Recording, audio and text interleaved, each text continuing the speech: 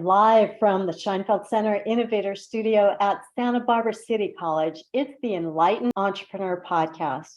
I'm your host, Julie Sampson, director of the Scheinfeld Center, and thank you for joining us here to build livelihoods that matter, be your own boss, and make the world an even better place.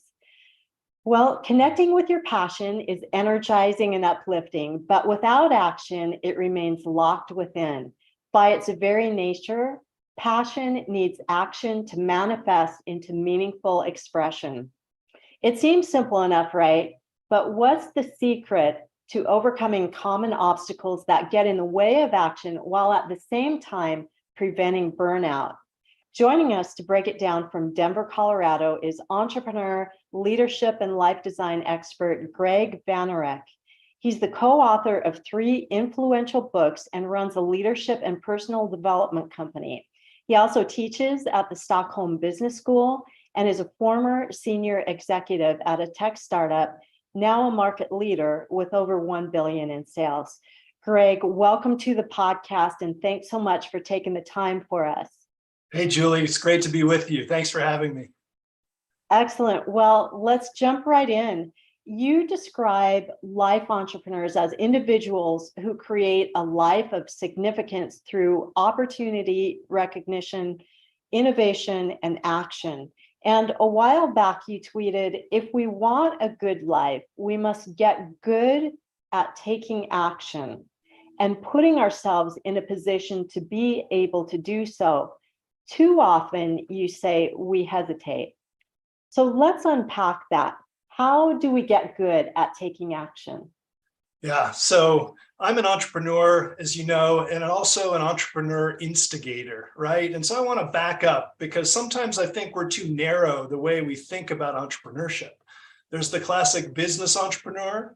There's the intrapreneur inside an organization. There's a social entrepreneur bringing the principles and practices to social problems.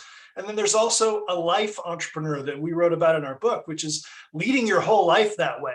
And if you actually go back to the origin of the term entrepreneur, it's a French word. You go back to kind of the 17th century. In the first instance from a French dictionary, talks about entrepreneur as one who undertakes a project or a campaign. So I like to think of it as an acting person. So an entrepreneur fundamentally is one who takes action, right? And I think the design thinkers have taught us that having a bias toward action and not sitting around and waiting for the perfect time, but going for it, taking some risks is very important. So then how do you do that?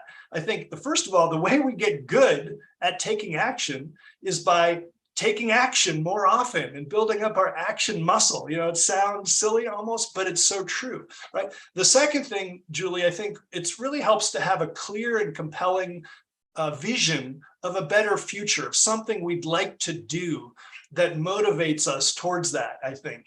And then the last thing, and this came up in our Life Entrepreneurs interviews, is if you take a long-term view of your life, you often realize you're going to have regret if you don't try for some of the things that you dream about, some of the things that you want to do, if you don't try to invoke more passion and purpose into your life. So that long-term view can help us say, I'm going to be smart and go for it today. Excellent. So with those 3 kind of mindset orientations that you talked about, is there a key to putting ourselves into a position to being able to take action? Are those the things, or is there other things that we can do? Yeah, so a couple things come to mind. So one is, I think our mindset is so key. And I like to liken it, the entrepreneurial actor, to having a warrior mindset. There's a writer, Carlos Castaneda, and he talked about the cubic centimeter of chance that appears before all of us. And he says, the warrior is alert and waiting, and she grasps the cubic centimeter of chance when it appears before her, right? And so she's kind of has that mindset of I'm waiting for that, or I'm going to create those opportunities, I'm going to recognize them, and then I'm going to take action. The other way I think we can put ourselves in a position is a new form of networking. I've learned a lot from Clayton Christensen and his colleagues on innovation, where they talk about the old form of networking is kind of, I want to get something from you. So I'm going to try to get a job, or I'm going to try to get you to do something for me. And a lot of people sense that and they kind of resist it. And that's why we feel a little bit awkward doing it. But the new form of networking is what they call discovery-driven networking. And it's all about connecting with you to learn from you, ask you questions about what you're doing and why and how it's going.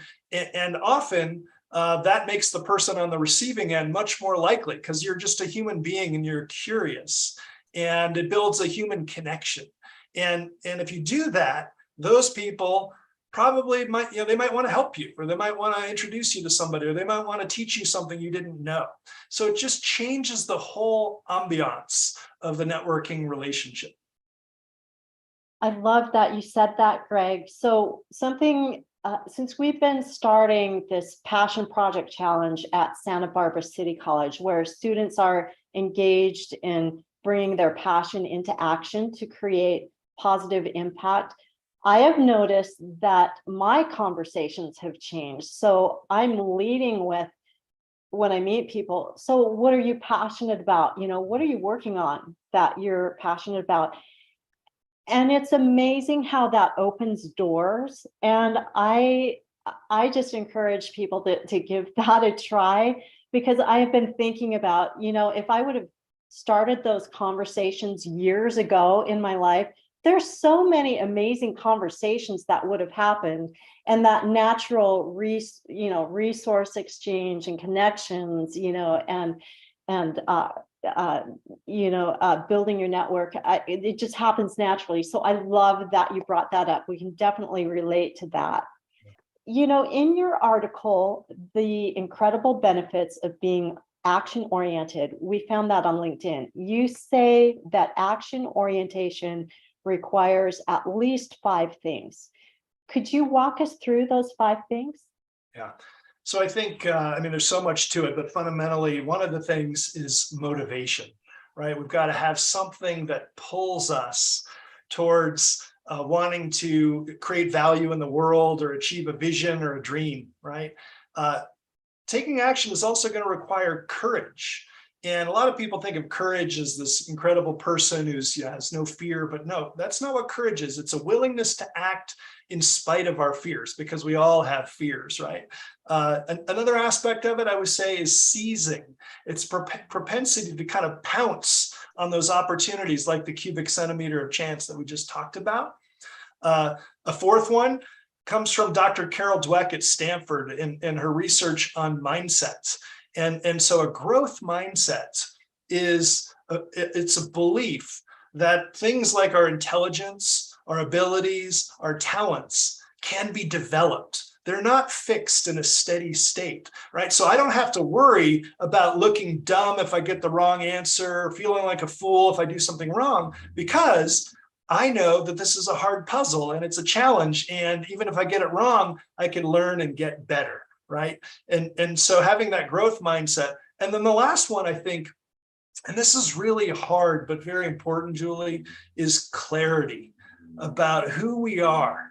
What is our purpose? What are our values? What are we passionate about to the challenge that you're running at the college, right? And then what do we seek? And do we have enough clarity about that such that it brings us that motivation that we were talking about earlier? Yeah. Kind of like our North Star, so to speak, providing a direction that really aligns with kind of our very fabric of who we are. With all of this talk about action orientation, what is the difference between being action oriented and just being busy? Because a lot of times we see people who are very, very busy. Is being busy necessarily an indicator of being action oriented? No. I'm so glad you asked that question, because this is a real trap. And one of the things I like to do with my colleagues and my students is really lift up the traps that we as entrepreneurs or leaders can fall into. And this is one of the big ones: busyness and overwork. And so I think there is this cultural phenomenon where people are almost bragging about how busy they are. And, as if it's a badge of honor, as if it makes you, kind of important. And I think, it's really gone way over the top. I'm a big believer in hard work and action, but there's a difference. And so I think we need to stop this glorification of busy, right? Now, busyness can be a function of some hole we have in us. We're kind of needy for attention or recognition that we're successful or prestige. And so we're busy trying to prove ourselves, right? Or we can be avoiding something painful in our lives where we don't feel good. And so we got to be busy. And it's almost a form of kind of blocking out the pain, right? As opposed to a better foundation of right action is intentionality, is purposefulness, and wisdom that comes from a foundation of knowing who I am, what I care most about, what I love, what difference I want to do in the world, and not caring so much about what others think. Everybody's got their own issues. Nobody's perfect. We're all doing our best, hopefully. And I can just have the confidence that I'm just trying to do the right thing in front of me in service of a larger goal and a larger plan. Right. And so it's actually really good not to be busy all the time, because then you've got the white space that the great thinkers and the great leaders and the great innovators say is key to their success, where you get that perspective of the larger picture here. You don't get lost in all the details. Yeah, I like that.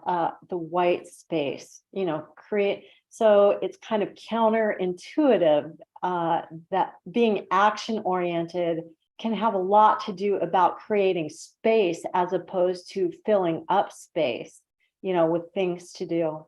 Yeah, that's a great insight. It's really overwhelming and oppressive if our calendar is so overfilled. It gets stressful, and then it engages the kind of more anxious part of our brain. We're not operating at our best, where we have our creative function and our executive processing. It really works against us. So with all of this action orientation, life balance is important. And, as entrepreneurs, we can be so passionate about what we're doing and, taking action on it. And it can actually go into this dark side where it's not necessarily the busyness, because it is focused action towards a meaningful goal, towards the impact that one is trying to drive.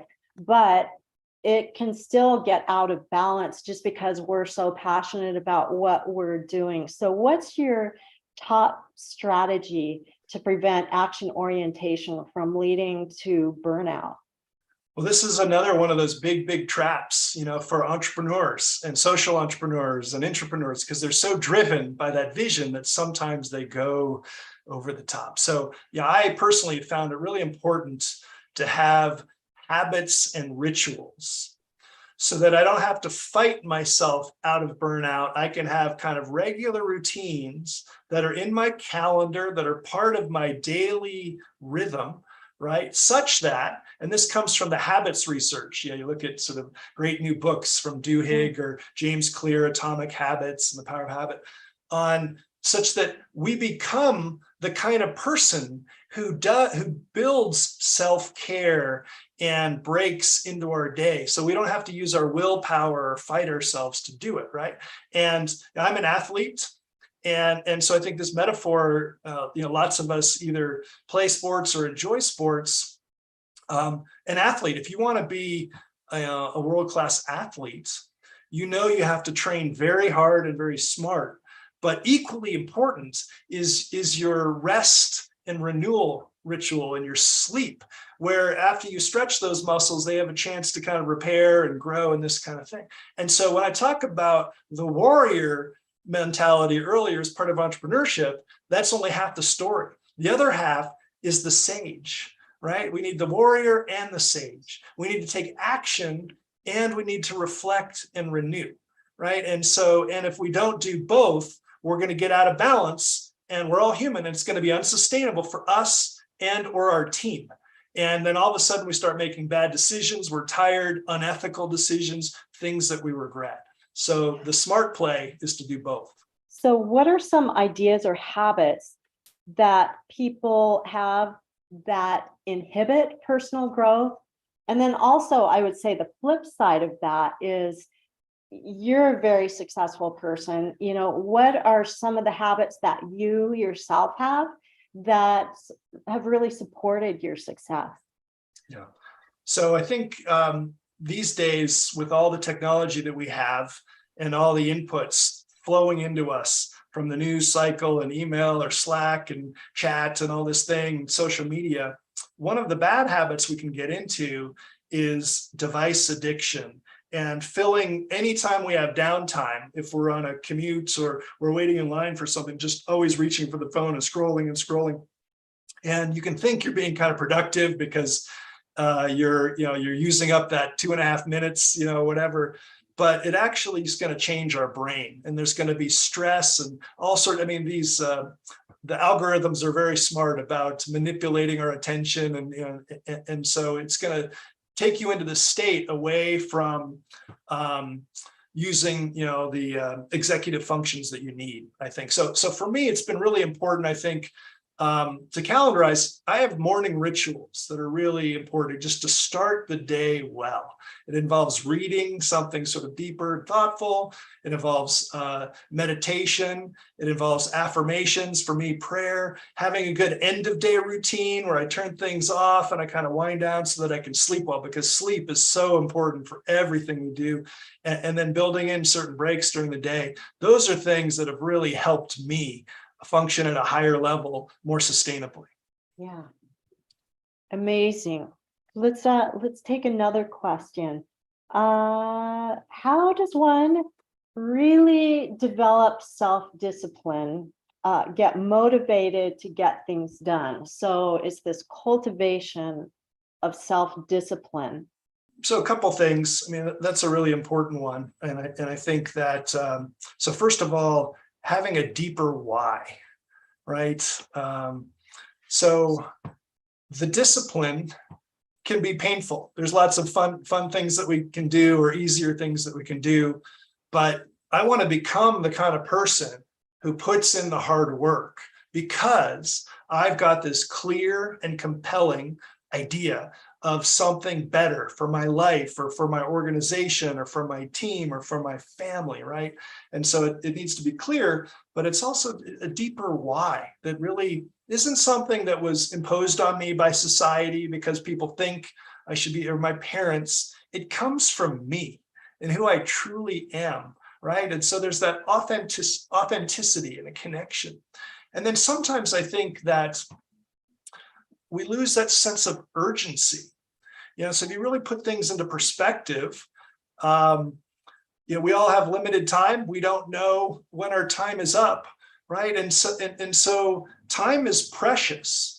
And these dreams or visions that we have of entrepreneurship or life entrepreneurship can die of neglect. I mean, they can just basically go to waste in a box, for decades or just forever, because we just don't spend any time on them. So I want to have the discipline to work on, even if I'm busy, lots going on, to build it into my calendar every day, maybe track it. So how am I doing? Am I working against it? And then I can say, oh, I've got some progress here. That feels good against that deeper why and that larger vision. So that bringing back that sense of urgency will help keep the discipline going. One of the things I notice students going through, a lot of times they're really cultivating this self-awareness that you're talking about. And in that, it has a social impact where maybe some of the friendships or social circles that they've been in really don't serve them all that well anymore as they start having a bigger vision and moving towards that.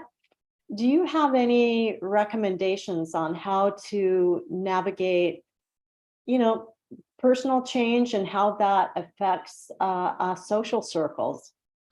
Yeah, that's a great question, because this is not a solo phenomenon. Entrepreneurship is not a team sport, and business or work fundamentally is a set of relationships. that we do. And so there's some good research from Dr. Herminia Ibarra on career change. And she talks about how often our social circles of our family and our friends and our colleagues can really inhibit us from making some of the changes that we want or need to make because of that identity and that social pressure. And it will be uncomfortable to some people if we break out of that. They kind of, they have you pegged in this narrow thing. And so we are wise to be broadening our networks, particularly if we want to do something entrepreneurial, where you want to work across fields and then connect the dots like Steve Jobs and Apple are so good at, or to have avenues that would otherwise be unavailable to us because we've broken out of our kind of tight circle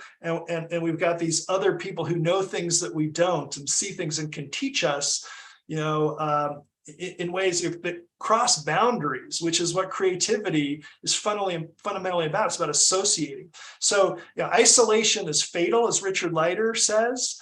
And I think the design thinkers teach us that we need to, they talk about radical collaboration. And so we want to be intentional about broadening our network and connecting authentically with people in the ways that we were talking about earlier.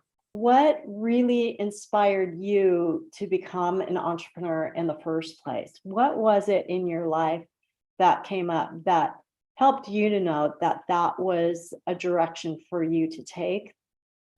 Yeah. So actually, some of my teachers. So when I was in college, I took a class where one of my teachers asked about how the world has changed over the last 50 years, 100 years. And he really got us thinking about everything that's happening around us. Things are changing so fast. And it really just engaged me to be a part of it, right? And then the next semester, I took a course called Theories of the Good Life. And I fell in love with the idea of helping people lead good lives. Now, fundamentally, entrepreneurship is not only about action, the entrepreneur word like we talked about earlier, but of course, you've also got to create value for people, right? And so you can do that with your customers, with society, if you're a social entrepreneur, with your workers and colleagues, and then you can create more value in your family and your community and this kind of thing. But if you're not creating value, there's no point in taking action, right? And so entrepreneurship is an opportunity to serve, to have impact, to leave a legacy, to make a dent in the universe, as Steve Jobs talked about. And I just love that. I feel called as part of who I am. It feels very purposeful to me to try to do that with others. Are there some things on the horizon for you that you're particularly excited about as far as entrepreneurship goes? Well, I am. So I'm working on my next book, actually, because I'm also an author, as you know. And so I have a portfolio of things. And the next book is going to be about one of the things we're talking about, which is that these traps of living that we fall into, or these derailers. We've talked about several today. We talked about busyness. We talked about burnout, right? And I think often in entrepreneurship and leadership, we talk about you should do X, Y, and Z, and we don't spend enough time talking about what you should avoid and the typical traps that we all fall into. I've fallen into so many. So my colleagues and I have developed some tools online, and then I'm working on a book to bring that larger message to people so that we can work on our traps together and be better positioned to have the kind of impacts and through our actions that we like to take. Really important work, and we'll look forward to that coming out. I think always entrepreneurship has been important, and I would say the magnitude of some of the challenges that we are facing worldwide, really, I think it's really a call to all of us as individuals, to really tap into our capacity to do, like you're saying, serve to create a higher, according to a higher purpose, and to create positive impact. That will really come into play, I think, more and more as we go along, and it's really an invitation for people to rise up to the rise up to the challenges that we're finding. Yeah, I'm glad you said that. And if I may, I just really hope that people listening here think about what kind of venture they want to create and run if they're an entrepreneur, because there's one way it's kind of old school, head down, just profit and growth. And there's another way to think about what's going on in the world today. What kind of impacts do we want to make? What kind of culture do we want to have? And how do we creatively combine that also with profit and growth as an engine to have even more impact? And I think there's kind of battle between these two approaches. But if you're not intentional about what kind of venture you're trying to create, you're just going to end up with something, with a culture that may not actually be a lot of fun and may not be worth all the blood, sweat, and tears you're going to put into it. Yeah. I really like how throughout our conversation, you've focused on self-awareness.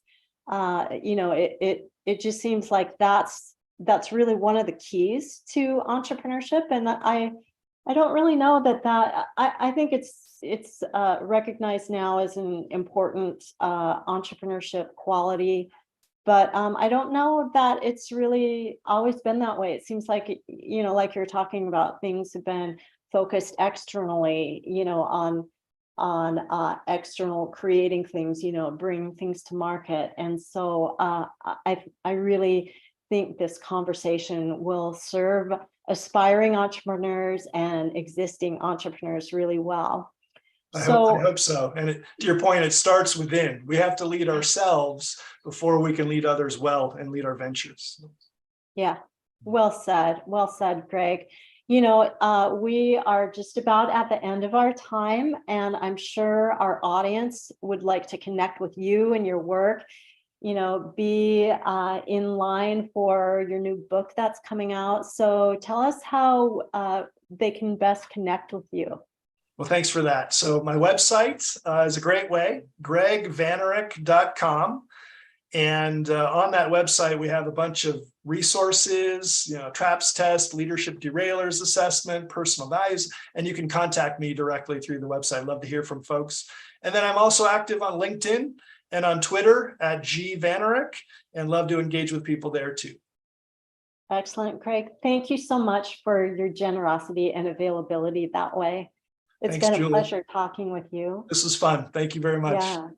And to our audience, thank you so much for tuning in. And we hope that this podcast supports you in your entrepreneurial journey. And we hope that you'll come back next week, because we're all about taking action on our passion and creating positive impact. And it's nice to talk about that, but how do we do that? We're unpacking that. So come back next Friday for more. Thanks again, Gregg. Thanks, everyone. Take care.